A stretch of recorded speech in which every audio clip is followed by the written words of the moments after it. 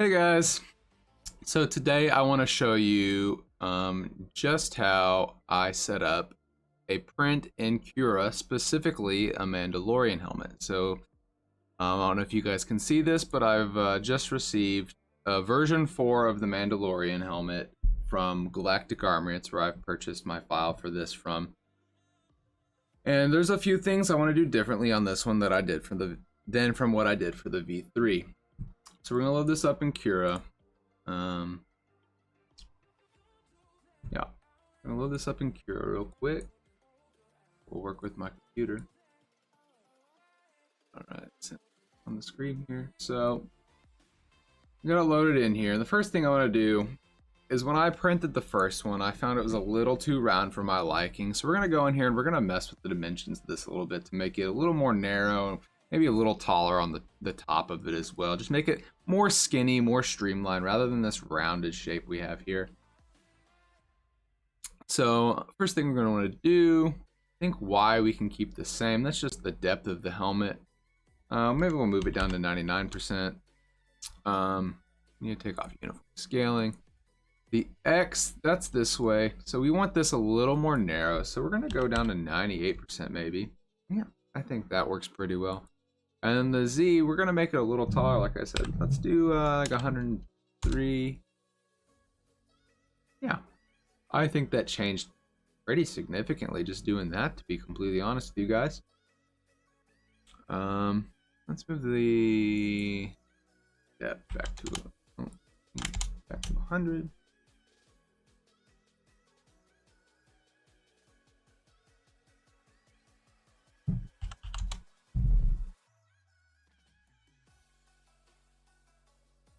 Yeah, I think I like that pretty good. Next thing we're gonna do is we're just gonna make this brim right here flush up against our print bed, just to give it a little more build adhesion, and so that when we add our supports and our raft on the bottom, it doesn't go crazy when we need to generate those supports in that raft. This will make it pretty flat and pretty easy for it to print. So as you can see, we've got this nice and centered on our bed. It's flush up against the build plate. And now, since I am printing on a CR10, we are limited with our space, but I know it can print on the printer. So what we're going to do to make it fit just a little better and be a little extra safe that we don't run into our clips or anything, we're just going to rotate this 45 degrees to make it diagonal on the bed rather than just straight up and down. And as you can see, we got this pretty good. I think we're going to recenter this. Yeah, we need to recenter it. That should be centered. And then we're going to come over here and we're going to look at where it wants to generate supports. Now, everywhere in red is where it wants to generate supports. As you can see, we have this big old hole in the bottom that it wants to put a giant column of plastic. Not only is that going to create a lot of waste in your material, it doesn't even need it. So what we're going to do is, it used to be a plugin. I'm not sure if it is in the new edition of Cura, so it's going to depend on what version of Cura is. So you're going to come up here in the marketplace if you don't have this tool, and you're just going to download it for free. Make sure to restart Cura every time you download something so that it installs. But what this is, it's just a little eraser tool, and we're just going to plop a little eraser in there. And the erasers, all that's going to do is just keep the support from building. So we're going to select our eraser here, and we're going to size it up so that it covers up this entire area of support. So do 125 on all of these. 5. That big. There we go. As you can see, we got this covered top to bottom.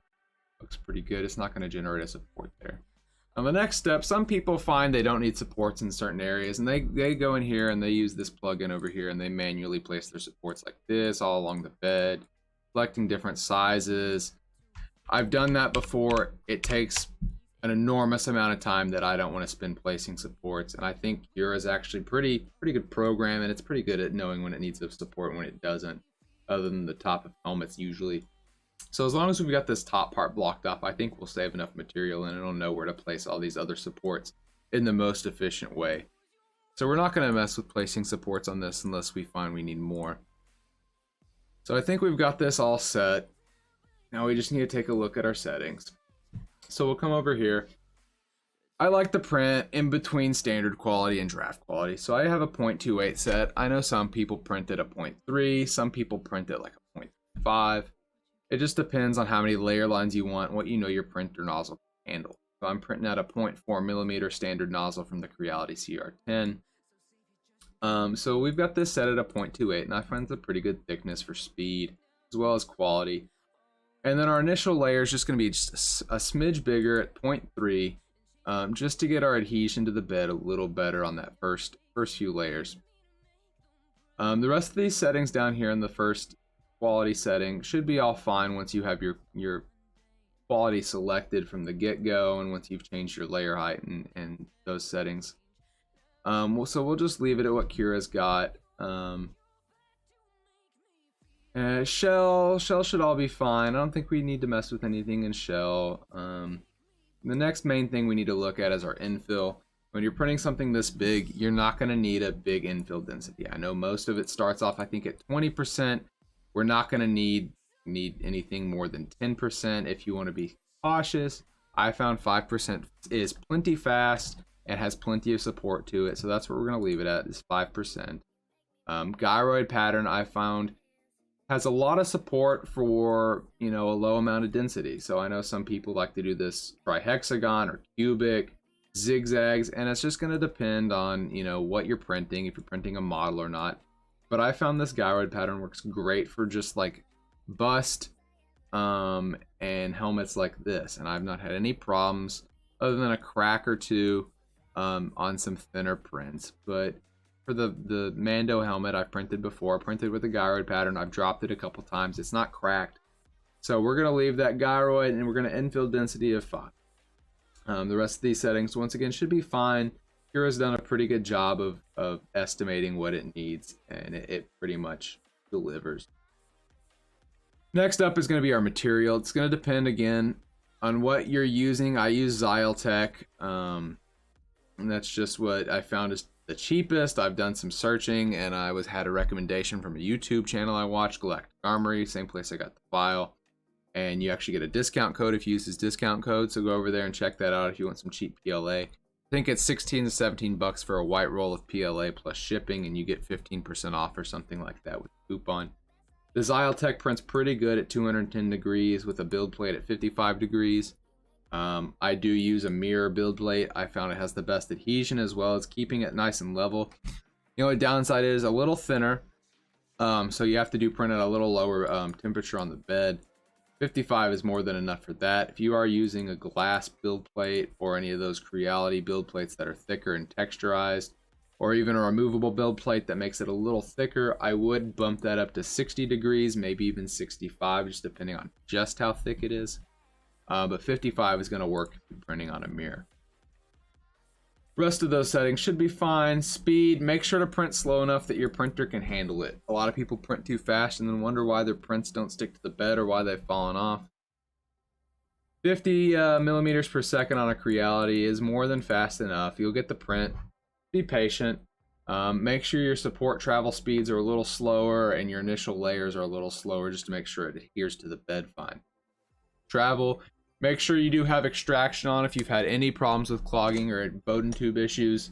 I've gone in here and I've kind of fine-tuned these based off my printer. Some Creality printers are great out of the box, and you can leave the standard Cura settings on here for it. Just got to know what your printer needs. And it takes a lot of hours to kind of dial this stuff in. I think it took me about 2 hours to find the right retraction speed, but at the end of the day, if you have a good printer, it shouldn't really matter, and the Cura settings, based off what you've selected up here as your printer, should fill it in pretty well. Cooling, make sure your fan is turned on, especially if you're using a Creality. I cannot tell you the number of clogs I've had in just under 6 months of printing. I replaced more than 3 meters of Bowden tube, and as soon as I started running the fan at 100% from the get-go, it fixed the problem. Now understand, even though you have print cooling turned on, it's not going to start the fan until you until the print has actually started. So when you're printing a big raft, make sure you go in there and manually set the fan to 100% the second you start your print. Some people may disagree with me, but I found it just all the way around helps the print if you just turn the fan on from the beginning. Support, we are going to generate support. Like I said, you could come over here and manually place these supports all around it, but I don't really think we need to do that today. I think just placing this block up here should be good enough, and then it'll generate the supports where we need. You can do tree support if you really want. Tree supports are really good in some cases. I don't think it's really the best for printing a helmet because it will wrap around like a tree and it will print the trunk at the bottom and it will loop all the way up, and it's just going to waste a lot of material. I found the straight supports that go straight up in a little square are going to be your best bet. 65 degrees overhang angle on this Creality is pretty much the perfect angle that you want. 60, it's going to print a whole lot slower and you're going to have a whole lot more surface area. For instance, this at 60 degrees is going to just be, let's take a look. It's going to be, yeah, see, it expanded it considerably. If we even do 55, which I know some people print at, look, now it's not even covered by our circle. 65 degrees is perfect on a Creality CR10. But know the capabilities of your printer once again. I know on mine, if I were to print at 70, I'd probably have a hole up here at the top of the helmet when I printed it. I'm gonna keep scrolling on down to support density. I mean, this is up to you guys. I like 5% because I don't need it for anything other than to hold up the small pieces. So it doesn't need to be really, really sturdy. And I found even if it collapses, the printer oftentimes self-corrects itself and it'll start printing again. I know some people do 10, 15%, but that's just, once again, going to waste time and waste material. And with my printer, I know 5% is pretty perfect. Make sure you have all of your distances set out based on what you've put your layer height at. So as you can see, I got 0.28 all the way down here. Same as my layer height. Let's see. Keep on scrolling down. Pattern lines is the quickest. I once again don't need it for anything really other than to support temporarily. So lines is good for me. I know I've gone down here and minimized the number of walls the supports have and all that, but it doesn't really matter. It's just going to save you time, and you can fine tune that and just know what's going to work and what won't work. But out of the box, Cura should have some pretty decent settings. The main thing is just having your support density low and making sure that your speed is correct to actually print at that density. And then last but not least, we're gonna do a raft on here just because we are not using supports on the bottom and it's got to generate those. Raft settings should all be fine straight out of Cura settings. So what we're gonna do now, we're gonna slice this and take a look at what it's gonna look like while it prints and what kind of adhesion we're gonna have from the get-go. Let's give it a second to slice and see if my computer crashes while it does that. Yeah. Okay, now that we've got this all loaded up, we can see the print time and everything. We got 3 days, 4 hours, and 4 minutes, which is actually a day faster than my last one and about 76 grams lighter, which is quite impressive. So even with just the auto-generated supports, we're looking at pretty good here. Now what we can do is we can go over here and we can preview the file. Just gotta process the layers. Essentially building it in 3D space for you with all the supports. So here's the full helmet. All these blue are going to be where it puts supports. Like everything's good. We're just going to look, make sure we don't need to add any supports anywhere. Looks like it's got all the earpieces covered. Should be fine there. Visor's completely full. The brim of the heads got supports in there. That all looks good. We look at the inside, no supports.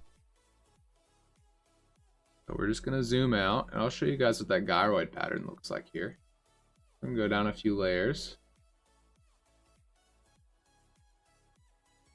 And we turn off the shell. This is what the gyroid pattern looks like in here. Just these little squiggly lines, and as you can see, 5% fills up a pretty good portion of the helmet with this pattern.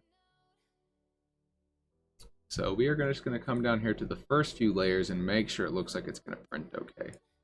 So this is going to be our little brim that we printed, and then it gets into the raft right about here. Right here you can see the raft starting to build up.